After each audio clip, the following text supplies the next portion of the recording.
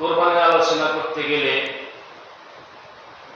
দুইজন মহামানব আল্লাহর নবী এবং রাসূলের কথা আমাদেরকে বলতে হয়।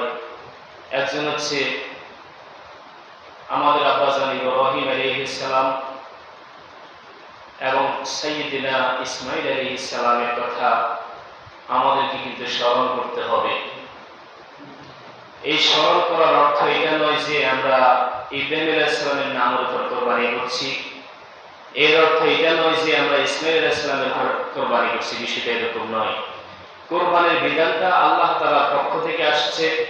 ওই কোরবানির বিধান, কোরবানের এই হুকুমটা পালন করতে গিয়া যারা সর্বপ্রথম আল্লাহর জন্য কোরবানি দিয়েছেন, ত্যাগ স্বীকার করেছেন, সাধনা করেছেন, তাদের মধ্যে ইব্রাহিম আলাইহিস সালাম এবং ইসমাঈল আলাইহিস সালাম কিন্তু ইতিহাসের মধ্যে স্বর্ণাক্ষরে লেখা আছে।